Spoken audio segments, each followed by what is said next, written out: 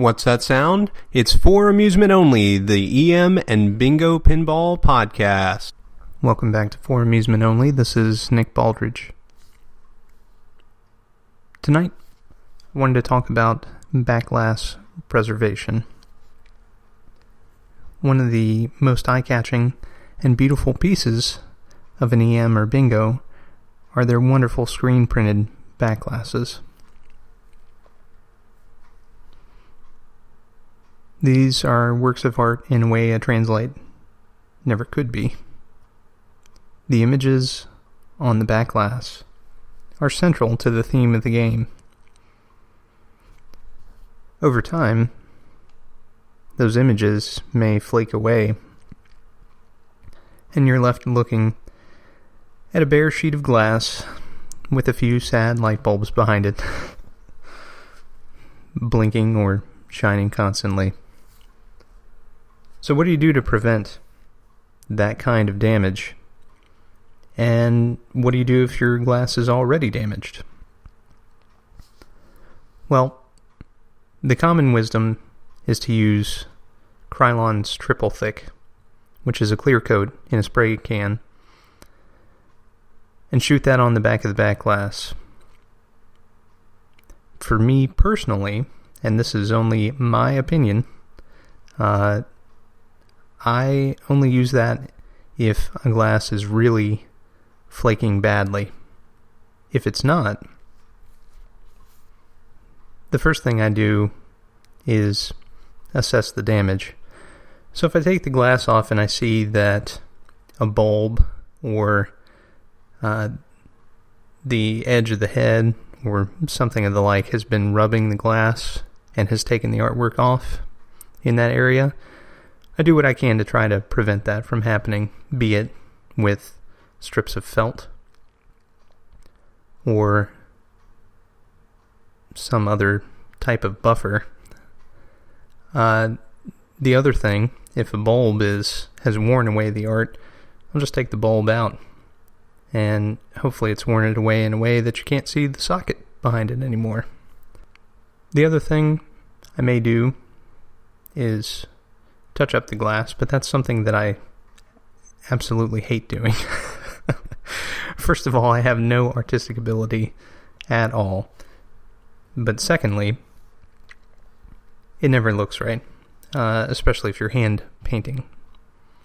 Now, the best you can do is to airbrush, but airbrushing on a backglass that isn't sealed can be very difficult and nerve-wracking. Because the way that you ensure that you don't get overspray when using an airbrush is to seal off the surrounding area with some kind of tape or cardboard or something. And if your glass is partially damaged, then it's highly likely that you'll pull away more ink when you remove the cardboard or frisket or whatever item you might be using. So in those instances, if I absolutely must do a touch-up, I would use cardboard. But again, it depends on the amount of damage to the glass. So, what kind of stuff can happen? I've already mentioned like a bulb wearing against the glass when there wasn't adequate padding, but there are certainly other things that can happen to damage the glass. The most basic cause of damage to backglass ink is rapid changes in temperature. For example, if you have a game in a cold or unheated space and turn it on to play, as the bulbs heat up quickly against that ink, they'll cause a contraction, and possibly moisture can get in underneath. In the end, what you're going to wind up with is bubbled artwork, which is incredibly unattractive. And if you're really unlucky, it'll start a chain reaction of flaking that you really won't be able to stop unless you seal. So, if the glass just has some minor rub, then I won't seal it. Instead, like I say, I'll just work around the problem or let it go if I can.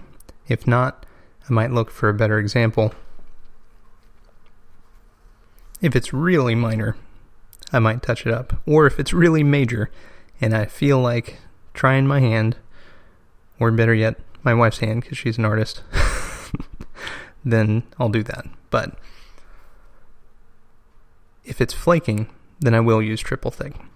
Now, I've heard some reports that triple thick will shrink with changes in temperature, and you'll wind up with the same problem. And I'm sure that that's the case, because if you think about it, you're sealing it with just a clear paint, essentially, that you're spraying on the back of it.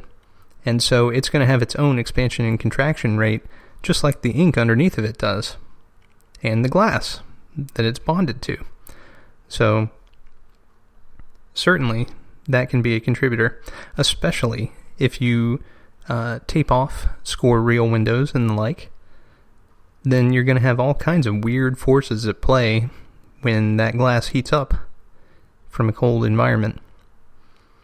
So again, the best protection is to have your glass in a temperature-controlled environment. If that means that you have to bring your glass into the house during the winter months, then so be it. It's also a killer if you leave your glass out in a very, very humid area and turn it on to play, because you'll get condensate that's burned off by the bulbs as they're on. Another thing that some folks like to do is to use LEDs behind the backglass, and certainly that's an option, and they do not generate nearly as much heat as a bulb. However, I just don't like the look of them, to be quite honest. And this is coming from somebody who has a very strong background in digital technology, and I love making circuits and doing all kinds of stuff with chips and the like, but I just do not like the look of an LED in a pinball machine. And this extends to the very modern as well, in some cases. It just depends on how blinding the light show is. However, in a Bally Bingo or in an EM machine, I feel like they are out of place. I'm not speaking for the artist's intent, of course, but it just doesn't look right to me, so we'll leave it at that. But that is another method of preservation, because you're generating less heat, and so as that's the killer, the rapid change in temperature, if you take that out of the equation, that will certainly protect the glass. I've mentioned before in my Transporting a Game episode that it's important, at least for me, to keep the glass inside the head when transporting. Keeping the head standing up on its edge and protecting the glass with some kind of minor buffer. Shattering is a concern, as well as cracking, breaking, all those kinds of things. It's a pane of glass, so you want to handle with care. And if your glass is already cracked or broken, there are a few different things that you can do about it. I've seen recommended on RGP several times a UV treated glue. That sounds very interesting, and I'd like to try it one day.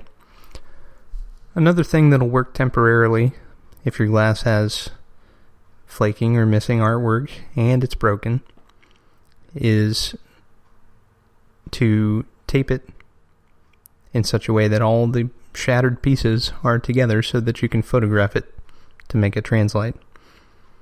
It won't look or behave the same way that the backglass did, but it's certainly better than staring at a game with tons of missing artwork or a broken backglass. That's a very unattractive thing on a pinball machine. So I've had to do that a couple different times for various reasons, as I've detailed in a couple earlier podcasts. And the translates turned out pretty well, I think, but they're not the same. So, all that said, take care of your glass, because it's the only one you got. Mini games are not reproduced. There are, however, several Backglass production companies that are still in existence that make reproductions of these wonderful EMs. Ron Webb at pinballglass.homestead.com is a Gottlieb licensee, and he makes beautiful glasses. I have a repro in my Papa card. All of the faces on the back glass, as well as all of the flesh tone, had flaked away. A lot of the yellow had flaked away. And that was my first attempt at a touch-up, and used a brush, not an airbrush. And it did not look good when I was finished. So the Ron Webb Repro is quite a bit better. It looks great. A touched up glass will usually look wonderful until you turn the lamps on behind it. At that point, you can almost always tell that it's been touched up, unless the artist is using an airbrush, is very careful, and happens to do a great job color matching. So, I had 2 out of 3, I guess. No airbrush. Was very careful and had great color matching, but it still didn't look right. You could see brush strokes in the people's faces. So, depending on the amount of time that you want to put into it, you can certainly, sand down brush strokes or do something of that nature.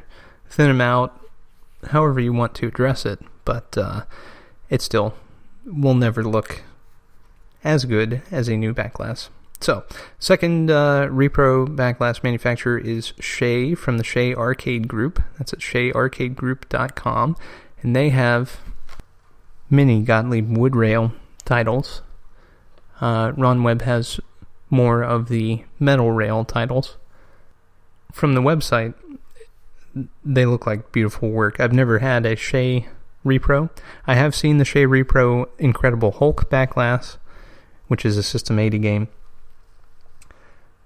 However, I have never seen one of his EM or wood rail repros. Oh, I take that back. Actually, at the York show, I did see a repro Jack and Jill, and that was a thing of beauty. Actually, now that I think about it, I think he did Humpty Dumpty a few years ago, and I've seen that one too. Well, I take it all back. I've seen those, and they look great as well.